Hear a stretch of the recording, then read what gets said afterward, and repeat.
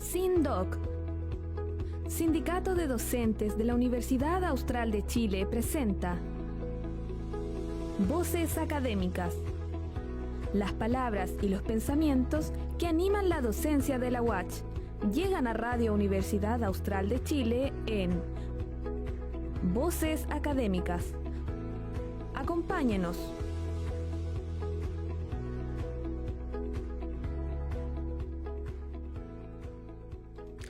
Buenas tardes a todos y todas quienes sintonizan la 90.1 Radio Watch y nos ven a través de las redes sociales de la Radio Watch y a través del canal de Tersur. Iniciamos un nuevo capítulo de Voces Académicas, un programa producido por el Sindicato de Docentes de la Universidad Austral de Chile. Hoy día, viernes 23 de mayo, vamos a estar conversando sobre el síndrome de burnout. Para ello vamos a dar la bienvenida a quien nos acompaña el día de hoy, que va a ser nuestra principal expositora sobre este síndrome. Saludamos a la profesora María José Rodríguez Araneda. Ella es académica de la Escuela de Psicología de la Universidad de Santiago de Chile, doctora en Psicología de la Universidad de Chile, psicóloga del trabajo y las organizaciones, presidenta de la Sociedad Chilena de Psicología del Trabajo y las organizaciones Chipto AG. Bienvenida, profesora. ¿Cómo está el día de hoy? Muy bien, gracias. ¿Cómo estás, Claudia? Muy bien, igual, gracias. Agradecerle desde ya de darse el tiempo de participar en este programa. Como decíamos, un programa producido por el Sindicato de los Docentes de acá de la Universidad Austral. Entonces, profesora, para ya iniciar con este programa e introducir también a los auditores y auditoras, quisiera pedirle que nos explique a grandes rasgos primeramente para después ir desglosando ya parte por parte este tema. Si nos podría explicar brevemente qué es el síndrome de burnout y desde cuándo se reconoce como una condición psicológica relevante en el mundo laboral. Bien, el síndrome de burnout también se entiende como, también se ha denominado síndrome de agotamiento en el trabajo, desgaste ocupacional. Síndrome de estar quemado en el trabajo es básicamente un conjunto de síntomas, digamos, que afectan la condición psíquica del individuo con tres características principales. Una de ellas tiene que ver con el agotamiento emocional. Es básicamente que las personas que trabajan llegan a un minuto que se sienten completamente desbordadas y exhaustas a nivel emocional, digamos, como sobrepasadas en ese nivel. La otra es a nivel interpersonal, que es la despersonalización, que puede llevar incluso al cinismo, o sea, esta sensación de que el otro deja de ser alguien visto relevante. Yeah. Y por último tenemos la falta de satisfacción, de sentido de logro en el trabajo, sentirse, digamos, que no se siente uno realizado personalmente. El burnout empezó a ser estudiado en los años 70, ya de manera, podríamos decir, cualitativa. Uy, ¿la perdimos? Vamos a ver qué sucede. Bueno, recordamos a nuestros auditores y auditoras que estamos en Voces Académicas, un programa producido por el Sindicato de Docentes hablando sobre el síndrome de burnout. Vamos a ver qué pasó con la conexión de la profesora María José Rodríguez. El estrés crónico en el trabajo. Ahí está. Profesora, ¿la habíamos perdido? Sí. Pero quedó en que este síndrome se había estudiado desde los 70, por ahí. Desde ahí la perdimos. Sí. Si nos podría retomar, por favor. Claro. Los años 70 empezó la investigación de los académicos, digamos, con respecto a qué pasaba cuando los trabajadores vivían estrés crónico y cómo se caía en un espacio de patología psíquica, digamos, que es el burnout, aunque no está reconocido como una enfermedad desde el punto de vista de las guías científicas, los manuales de diagnóstico, sí tiene, digamos, una sintomatología patológica importante. Después, en los años 80, se extendió la evaluación a través de los instrumentos, digamos, cuantitativos de medición. Y por último, el año 2000 fue reconocido por la OMS como un problema psicológico relevante derivado de este estrés laboral crónico. Ya. Esa es básicamente como la historia, digamos, del burnout. Claro, la historia general. Profesora, usted nos contaba recién de que fue recién considerado el año 2000 como una enfermedad del mundo laboral.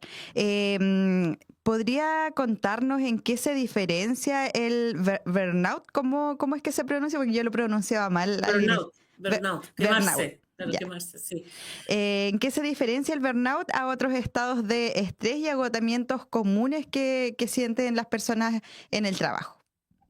Sí, bueno, básicamente el origen de todo está en el estrés ocupacional, en el estrés laboral, ¿ya? Y el estrés es consecuencia de una serie de condiciones en el ambiente laboral que se conocen como factores de riesgo psicosocial asociados al trabajo. Ya. Dentro de estos riesgos psicosociales, bueno, hay varios, como el liderazgo en el lugar de trabajo, la cantidad de compañerismo, si hay violencia o no, etcétera, digamos.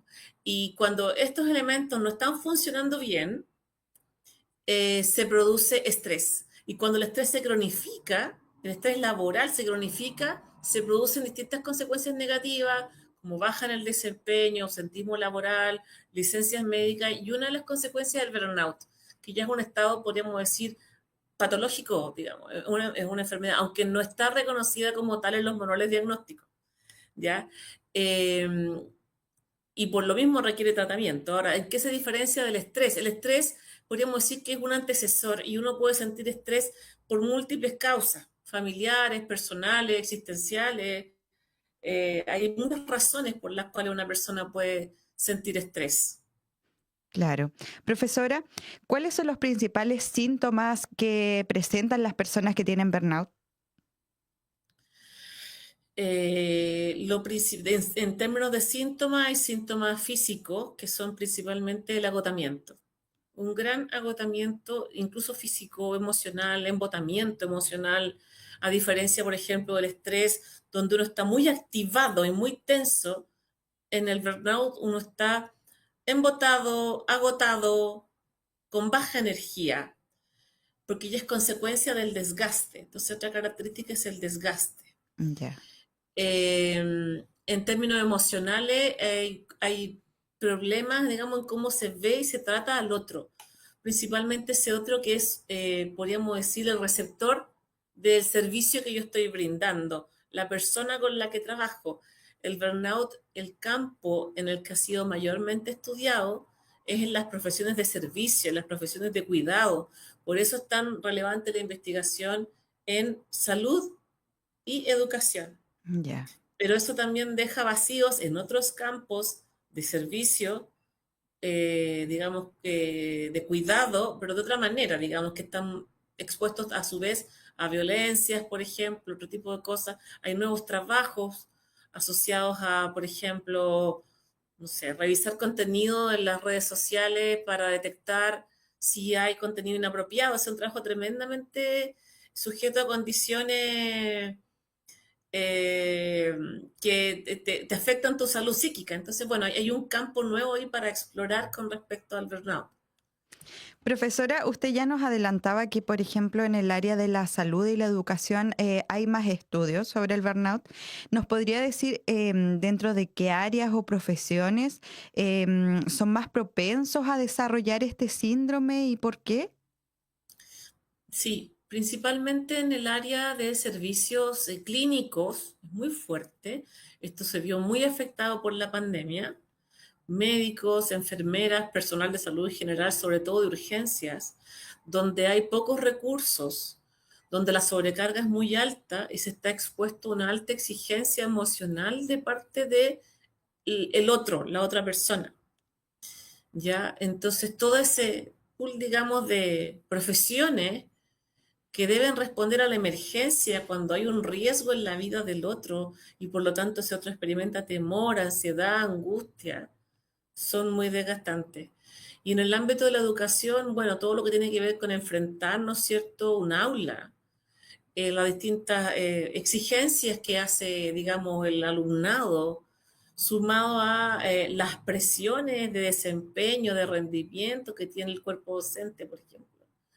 es importante, pero también hay otros espacios, por ejemplo, ser carabinero, ser trabajador social, son otros ámbitos también donde se está expuesto a esta, podríamos decir, enfrentarse a la exigencia emocional, a la vulnerabilidad al otro, a la demanda, etcétera. Profesor, ¿y cómo se diagnostica el burnout? Bueno, el burnout no está considerado una enfermedad, digamos, psicológica diagnosticable de acuerdo a los criterios médicos, ya que son los manuales. Pero sí, digamos, efectivamente a través de una indagación clínica, uno puede detectar si la persona está, digamos, con este síndrome de estar quemado, digamos, en el trabajo de agotamiento ocupacional y para el cual hay un instrumento que se usa mucho en las investigaciones académicas, que es el MASLA Burnout Inventory, el inventario de burnout de Maslach, en su versión, digamos, general, que no está solamente centrada en los profesionales de la salud ni en los profesionales de la educación, que son principalmente las dos versiones anteriores. Entonces, lo que hay que hacer, aparte de apoyarse en una herramienta como esa, es indagar cualitativamente cómo se encuentra la persona y también eso se cruza con indagar con respecto al ambiente laboral al que ha estado expuesto. Ya. Profesora, ¿qué consecuencias tiene, por ejemplo, de que un trabajador o trabajadora tenga presente este síndrome de burnout? ¿Qué consecuencias tiene para su salud y para su entorno laboral y familiar? Mm. Para su salud es muy grave.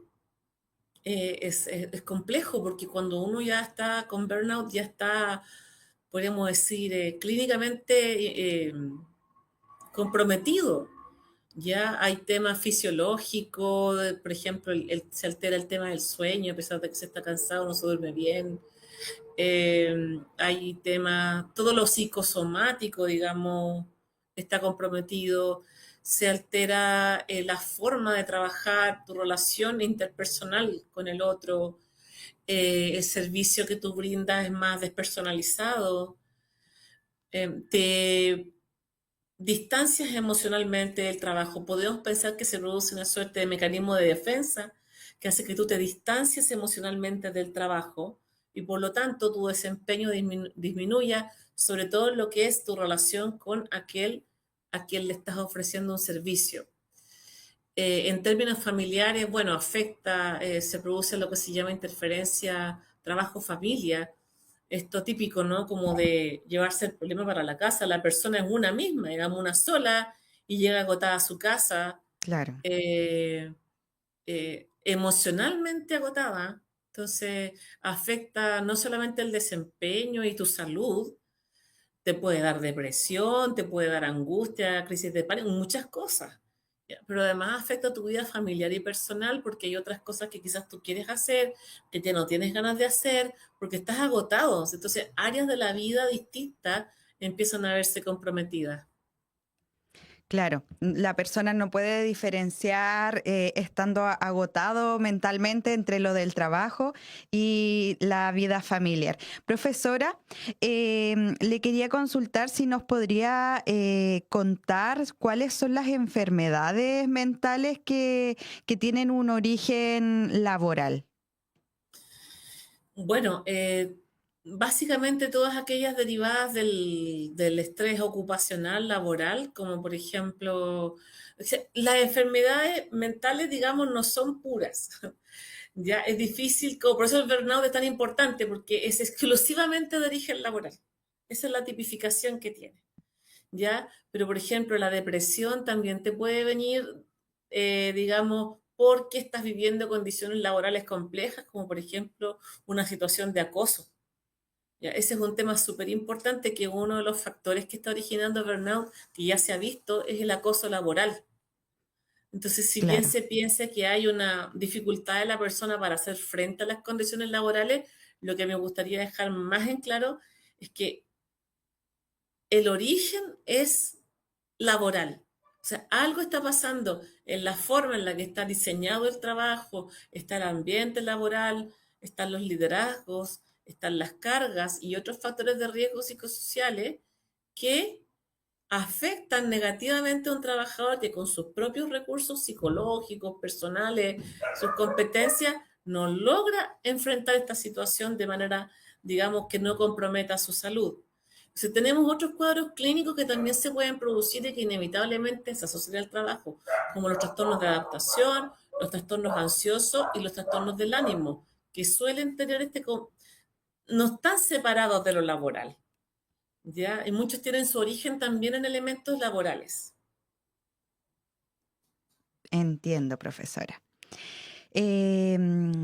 En honor al tiempo, vamos a ir pasando ya a el síndrome de burnout, enfocado en las y los académicos de las universidades. Y para ello me gustaría iniciar con la pregunta: ¿por qué el entorno académico y especialmente el universitario es un espacio propenso al burnout? Sí, efectivamente lo es. Mira, en Chile se ocupa un instrumento para medir los riesgos psicosociales en el trabajo por norma, digamos, por ley, que se llama CEAL-SM, que es un cuestionario de ambientes laborales para medir aspectos, digamos, que afectan la salud mental. Ya. Y que miden los riesgos que anteceden que se produzca el estrés, y cuando el estrés se cronifica, se produce burnout. Entonces, los factores que hay que intervenir son estos riesgos psicosociales. ¿Ya? Y lo que han demostrado, digamos, las evaluaciones en las universidades es que hay 3 elementos que están más comprometidos. Uno de ellos es la exigencia emocional, porque estar en el aula es complejo, digamos. Pero otro elemento importante es el compañerismo, que en Ya. general tiene una evaluación baja, no es una evaluación óptima. Entonces, es tan competitivo el ambiente laboral que afecta la relación entre pares, entre colegas. Entonces, el ambiente laboral no necesariamente es muy bueno en general.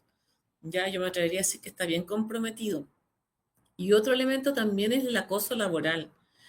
Y bueno, la sobrecarga, ¿no? Porque hay mucha sobrecarga en las universidades chilenas en general. eh, Dentro de los compromisos, podríamos decir, de desempeño que pide sus académicos, está publicar, investigar, hacer docencia, hacer gestión, vinculación con el medio, atender alumnos. Entonces son muchos frentes que afectan, digamos, tu calidad de vida laboral. Ya. Claro, usted misma como académica lo debe vivir, el hecho de, como dice usted, investigar, la presión de publicar estas investigaciones, hacer la docencia, estar en el aula con las y los estudiantes, la vinculación con el medio. Todo eso son factores específicos que me imagino que conllevan a este síndrome. Profesora, le quisiera preguntar, antes de pasar a la otra pregunta, sobre ese... creo que era como una medición, que era el Sí. CASL, creo que mencionó, que era como para medir los factores de riesgo psicosociales en el trabajo, o algo así entendí. Creo que la perdimos nuevamente. Ah, ya perdimos la conexión.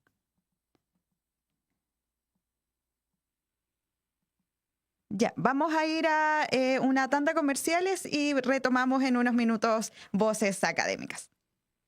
Es la hora 15:22.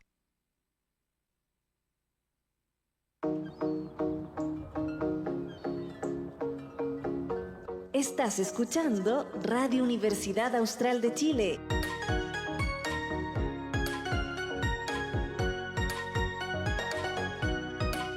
...90.1 FM... la radio universitaria de Los Ríos.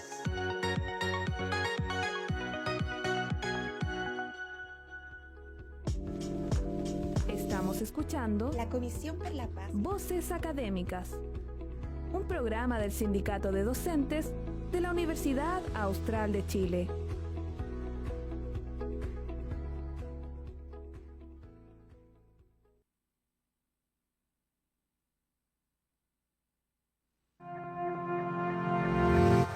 Universidad Austral de Chile. Naturalmente parte de ti. Parte de ti.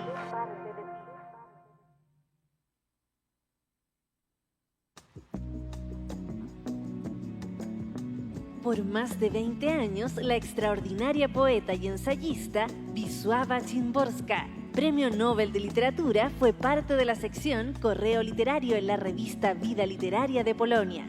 Radio H te recomienda el nuevo libro de ediciones Universidad Austral de Chile, Cómo llegar a ser o a no ser escritor. Se compilan las mejores respuestas que Szymborska entregó a los autores que le remitieron sus obras para ser juzgadas y publicadas, demostrando así su increíble sentido del humor e ironía, y entregando a la vez sabios consejos y reflexiones sobre el oficio literario.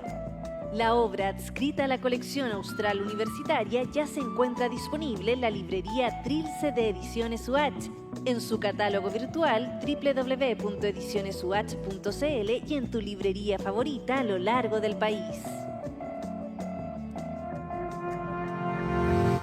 Universidad Austral de Chile. Naturalmente parte de ti. Parte de ti. Ya estamos de vuelta en Voces Académicas, un programa producido por el Sindicato de Docentes de la Universidad Austral de Chile. Entonces, de vuelta de la tanda de comerciales, aprovechamos de arreglar la conexión con la profesora que nos está acompañando el día de hoy, principal expositora sobre el síndrome de burnout.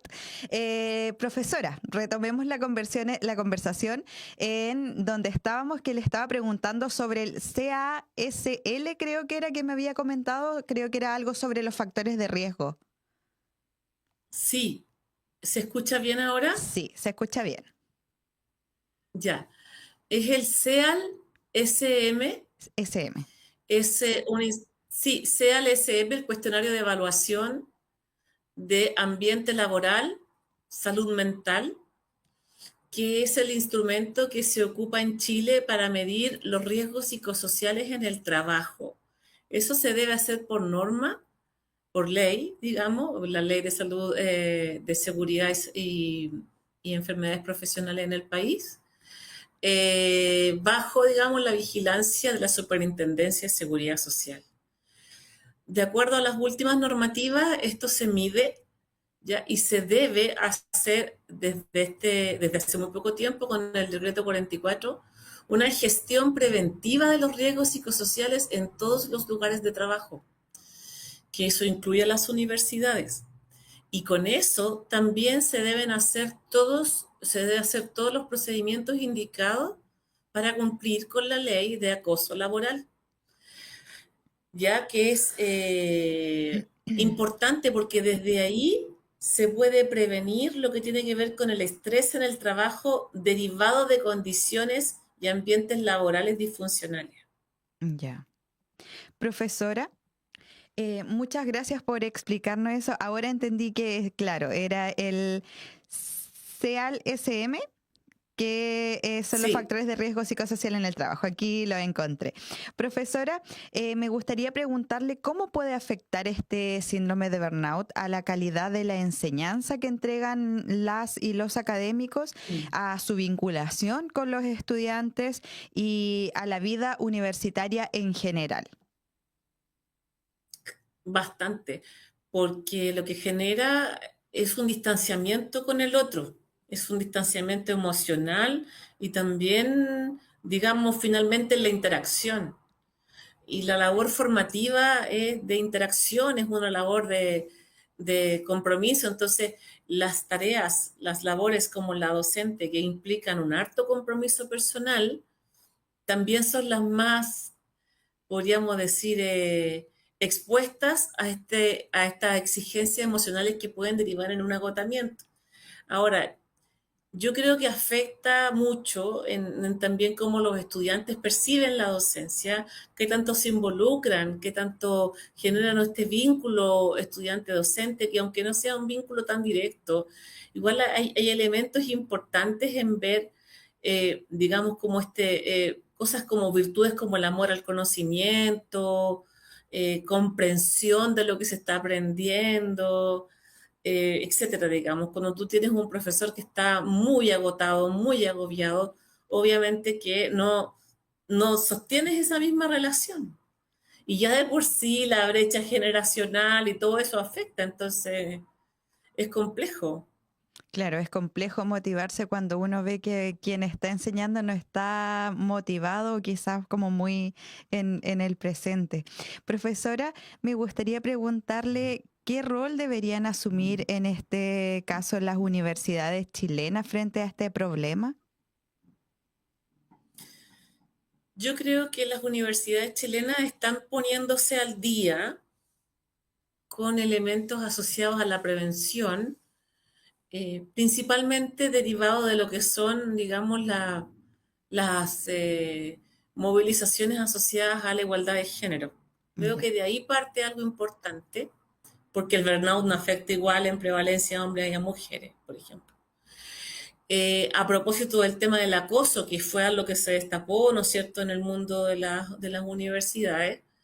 Entonces, hay una puesta al día, sobre todo también respondiendo a las leyes. Ya esta evaluación de riesgos psicosociales, estos protocolos para prevenir el acoso laboral, etcétera. Pero aún falta por hacer, porque creo que lo primero que debe haber es un compromiso político dentro de las organizaciones en general, y eso no excluye a las universidades. Afortunadamente, las universidades tienen estamentos fuertes, el estudiantil, el funcionario, el académico. Tenemos otros más débiles, podríamos decir, como el profesorado por hora, que Claro. tiene poca participación política en las universidades. Y ahí también hay burnout. Y ahí hay principalmente docencia pura, digamos. ¿Ya? Entonces no podemos pensar en abordarlo solamente en la planta académica o en los funcionarios, sino que hay que pensar esto como un elemento sistémico. Obviamente existen estos instrumentos nacionales que son fruto de un montón de estudios, han sido probados, han ido actualizándose y mejorando, que hay que implementar una gestión preventiva de riesgos psicosociales y por lo tanto, también del acoso en el trabajo. ¿Ya? Eso es algo que hay que hacer y eso parte por generar políticas universitarias de calidad de vida, de prevención del acoso, de etcétera, ese tipo de cosas, pero también a eso hay que colocarle parte dentro de lo que son las estructuras organizacionales, como por ejemplo a través de una vicerrectoría en calidad de vida o alguna oficina grande con un cuerpo, digamos, de trabajo que pueda sacar adelante los proyectos, que estos proyectos sean muy participativos, porque el cambio organizacional sin la participación de la gente no se produce, aunque tengan la norma, ¿ya? Hay que involucrar a los trabajadores, tienen que estar informados de sus derechos, de dónde viene el estrés. Yo diría que un error antiguo en el mundo organizacional en Chile es centrarse casi exclusivamente en las estrategias de autocuidado de los trabajadores. Ya. Y eso es un problema. Hay que ir mucho más allá de eso porque eso es una parte de la solución y una parte de la prevención. Pero todo tiene que ver con el diseño del trabajo, tiene que ver con el ambiente laboral, con el clima interpersonal, Sería, con los líderes. profesora, sería bueno entonces crear como políticas institucionales para este tipo de tema. En primera parte, tiene que estar dentro de los objetivos estratégicos de la organización y derivado de, así como está el tema del enfoque de género, la igualdad de género, si usted se fija en las políticas institucionales universitarias, está el tema de la inclusión, está el tema del pluralismo, esas cosas en general están. Tiene que estar el tema de la calidad de vida de los trabajadores, de la calidad de vida en general, del bienestar de las personas. O sea, no solamente el burnout, sino que todo lo que implica, y no solamente la patología, ¿no? No Ujú. solamente desde prevenir la patología, que esa es una de las cosas un poco que se critica de todo este enfoque, ¿no? Sino que desde lo que es la, el fortalecimiento de la salud mental, el desarrollo del potencial humano de la persona, que son las últimas lineamientos en términos de salud mental. Claro. Profesora, le hago una consulta. ¿Qué señales de alerta se pueden identificar para prevenir que una persona llegue a un estado crítico de agotamiento mental? Quizás esta respuesta le puede servir a los socios y socias de este sindicato que vean quizás alguna señal que usted nos mencione dentro de sus colegas. Sí. Bueno, yo creo que todos vivimos con un cierto nivel de estrés en el trabajo, ¿no es cierto? El trabajo es demandante, en Chile ocupa mucha cantidad de tiempo, el trabajo académico está muy poroso entre lo personal y lo laboral, digamos, uno se lleva mucho trabajo para la casa. En general, hay niveles de estrés. ¿Cuál es la señal de alerta? Que eso se cronifique en el tiempo. Cuando uno ya no quiere ir, cuando uno ya no quiere ver al otro, cuando uno ya se desborda emocionalmente, se siente agotado, se siente frustrado. Esos son señales de alerta importantes que el problema ya está pasando a un nivel más del ámbito, digamos, clínico, ¿ya? Entonces lo que hay que hacer es detectar señales tempranas de estrés y buscar qué se puede hacer cuando aparecen esas señales tempranas de estrés, tanto de parte de la organización con sus trabajadores, pero también de los trabajadores con respecto a su propia vida. Profesora, ¿cómo se manejan estos riesgos psicosociales? ¿Nos podría hablar un poco sobre la gestión de estos riesgos en Chile? Claro, en Chile, bueno, los organismos administradores de la ley, que son, ¿no es cierto?, las mutualidades, acompañan a las organizaciones a hacer su gestión de riesgos psicosociales, está súper vigilado por la Superintendencia de Seguridad Social, etcétera, etcétera, toda una orgánica administrativa para esto. Y básicamente parte con la evaluación de los riesgos psicosociales a través de esta medición de los riesgos psicosociales en los lugares específicos de trabajo a través de este instrumento que es el CALSM. Una vez que se obtienen los resultados, esto se debe trabajar de manera participativa en la organización para generar programas de intervención, prevención, etcétera. Y es importante que haya participación de trabajadores y de empleadores, no solamente, y técnicos también, ¿no?, de expertos en la temática, donde es muy importante que hayan psicólogos, porque es un problema, y psicólogos del trabajo en las organizaciones, para que entiendan la orgánica de la institución asociada a la salud mental del trabajador, ¿no es cierto? Y no tomarlo como un problema individual. Entonces, eso se interviene de esa manera y ahí empiezan a generarse intervenciones interesantes, como por ejemplo, eh, capacitar a los líderes. Es súper importante que la planta, digamos, que toma las decisiones esté involucrada, sensibilizada e informada y con la voluntad para hacer cambios, porque si no, esto no se produce. Claro. Hay que capacitar a los trabajadores para que entiendan de dónde viene el estrés laboral y qué pueden hacer al respecto y cómo se asocian con riesgos psicosociales. Hay que fortalecer la participación de los trabajadores en todas estas medidas. Eh, Hacer protocolos, hacer políticas institucionales, colocar gente capacitada encargada de estos programas de intervención, pero más allá del programa en sí hay que ir más arriba, que es a la parte estratégica de la organización.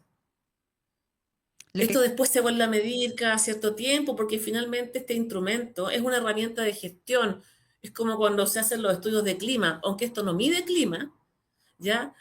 Va midiendo a lo largo del tiempo cómo va evolucionando, si aumenta, si disminuye, qué niveles, qué factores están en riesgo. Por ejemplo, si ya lo que está muy mal evaluado como violencia, hay que hacer algo urgente. Ya ahí es donde entra todo lo que tiene que ver con la ley de acoso laboral. claro. Profesora, ya para ir iniciando el cierre de este programa, me gustaría pedirle qué consejos prácticos daría usted a los académicos y académicas que en estos momentos sienten que están llegando a este punto de agotamiento. Bueno, si se está llegando a ese punto de agotamiento, yo creo que hay que pedir ayuda ya. Uno requiere ahí algún tipo de evaluación clínica como para ver si necesita un tratamiento que acompañe en el proceso de recuperación. O sea, podríamos decir así, la autoconciencia, la autoayuda, todas esas cosas ayudan. Ya la gestión del tiempo, por ejemplo, personal, etc. Todo eso, el autocuidado es muy importante, pero puede requerir cierto apoyo médico también. Por ejemplo, si no se está durmiendo bien, si se está empezando a producir una copatología, digamos, depresiva, etc. Entonces eso por una parte, ¿ya? Después está el tema de todo lo que tiene que ver con informarse y participar en términos de lo que es la organización del trabajo. Hay que tener una participación, digámoslo así, política dentro del lugar en el que uno trabaja, sobre todo en una universidad. Ya involucrarse, formar parte, conocer tus derechos, por ejemplo, conocer las formas a la través de las cuales esto se está gestionando en las organizaciones también es importante. Y otro elemento importante es cuidar de ti mismo, digamos. Y en cuidar de ti mismo hay un elemento fundamental que yo quisiera detenerme en la vida académica, que es que en general se le da una tremenda centralidad al trabajo, ¿ya? A costa muchas veces de la vida personal y familiar. Y se coloca de manera muy importante la identidad personal en la identidad profesional. O sea, eso es importante como reflexionar sobre cuánto estoy sobreimplicado en mi labor como académico para encontrar un justo equilibrio dentro de lo posible. Estoy hablando de aquello que es agencia del académico, pero al mismo tiempo el académico es un trabajador y por tanto tiene que tener una acción como trabajador dentro de la organización para que se respeten ciertas cosas, como por ejemplo si hay conductas incívicas, por ejemplo, malos tratos. De repente pasa esto como de el comentario desagradable, que no llega a ser un acoso, pero que hace mal, Ujú. ¿no es cierto? Entonces, ¿qué hacemos como comunidad frente a ese tipo de cosas? Frente a la falta de compañerismo. Y eso me lleva a otro tema súper importante que tiene que ver con que nosotros todos somos responsables de la salud mental en el trabajo, no solamente la organización. La mayoría, o sea, una de las causas críticas de los problemas de salud mental en el trabajo son las relaciones con compañeros. Ujú. Si no nos cuidamos entre nosotros, es muy complejo.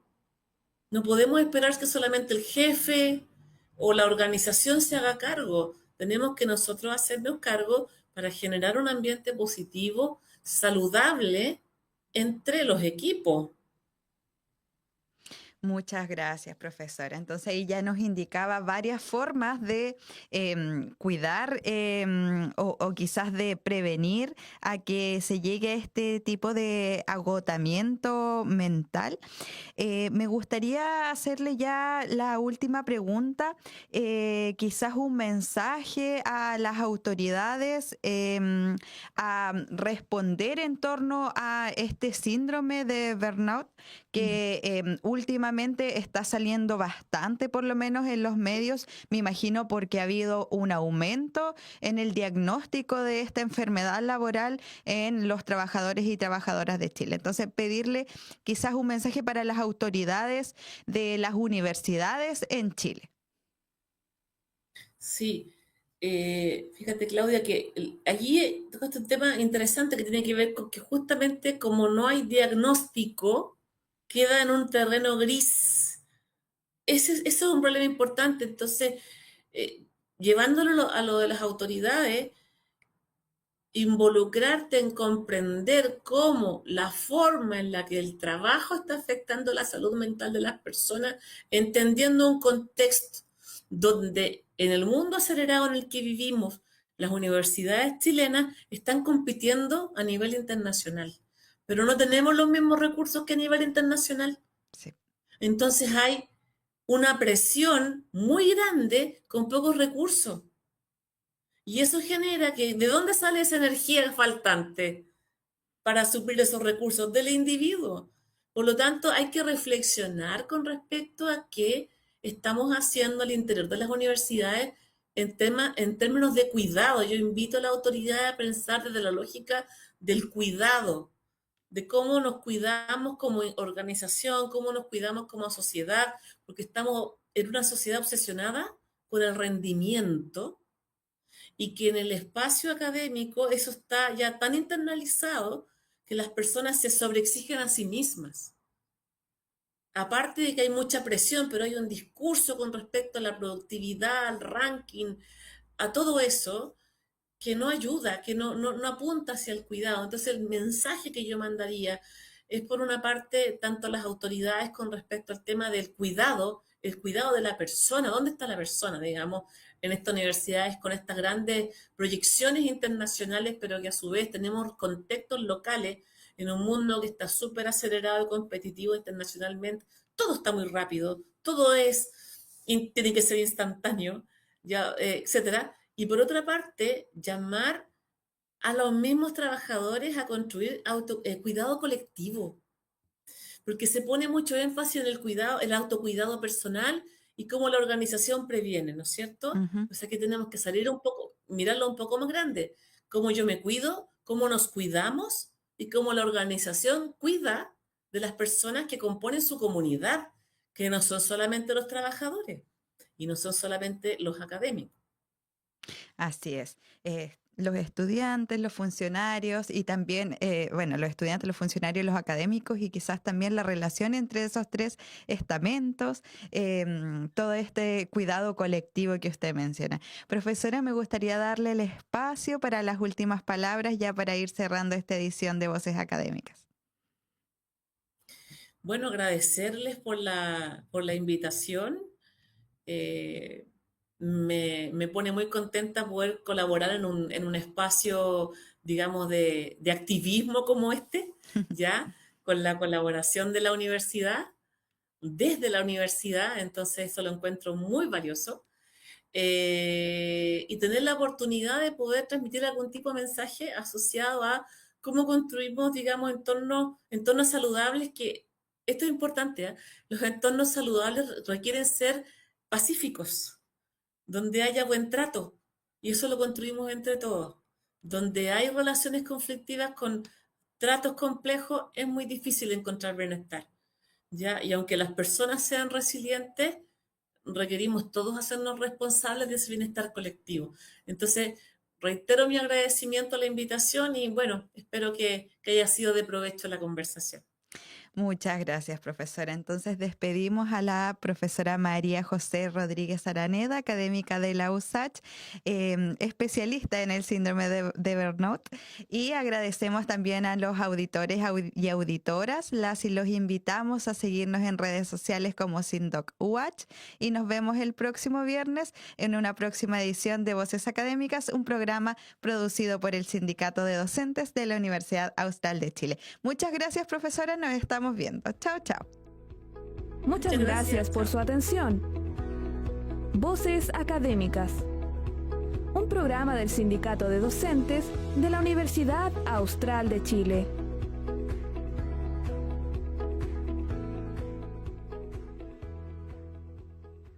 Hola, mi nombre es Catalina y estudio en la Universidad Austral de Chile. Me encanta la naturaleza y aprender sin límites. Por eso elegí la UACH, líder en investigación y con proyección internacional. Con más de 70 años de excelencia, la UACH cuenta con 70 carreras en sus campus de Valdivia, Osorno, Puerto Montt y Coyhaique.